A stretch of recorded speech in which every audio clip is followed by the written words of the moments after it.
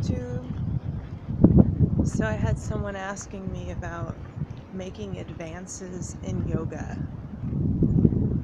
And how often do I have to practice? What do I have to do to get as flexible as you?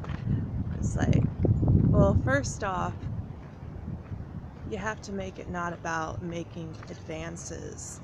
You have to like the process of it. Otherwise, you're not going to want to practice perpetually. Like, ideally, a little bit every day is better than doing it like once a week. So it's not about making advances. It's about doing something that you love to move your body daily, ideally. And so the more time you spend on your mat, the more advances you'll make. And that's with anything in life. The more you work at it, the better you'll get at it. But I tell you, like when I started doing yoga, I couldn't touch my toes. I was told that I need to stay away from back bending. I'll never be able to do back bends by my chiropractor. But I did read in a book about certain poses that if you practice these certain poses every day above other poses, it'll build a good foundation for being able to do more intense, more complex yoga poses and make advances, whatever that means, whatever advances means. But in those particular poses, when I was early on in my yoga journey, I actually did try to practice those particular poses every day. And those poses are lotus pose, which if your hips aren't open and you can't do lotus pose, doing half lotus every day or wherever you're at, that's where you start. So lotus pose, headstand. Again, if you can't do headstand, you work on dolphin every day to build the strength. Shoulder stand. Some people can't do shoulder stand at all, so legs up the wall.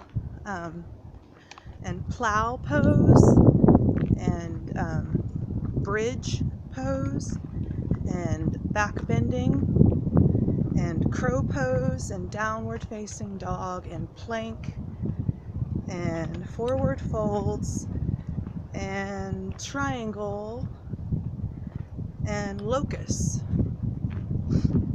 And I think I would include the warrior poses in there and some of the other hip opening konasanas, but basically it boiled down to like 12 poses.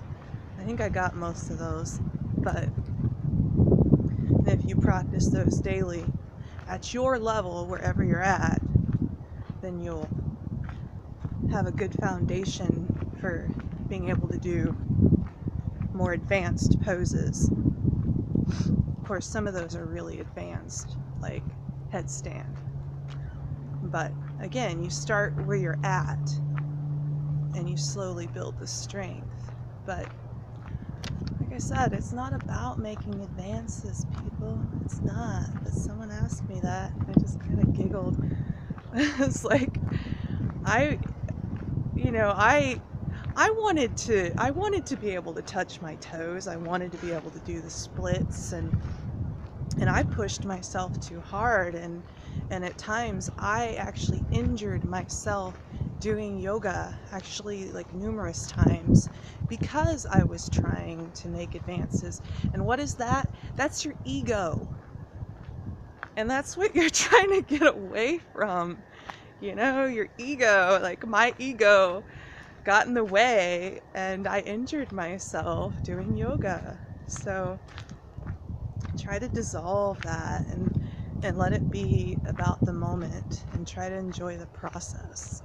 And that's the best advice I have for someone that wants to make advances and be stupidly Gumby flexible or whatever.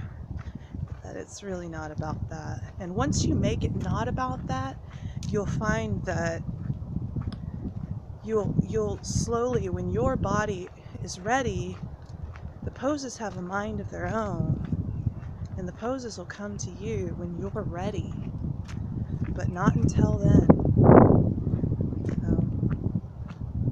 I hope you're having a beautiful day. Om Namah Shivaya.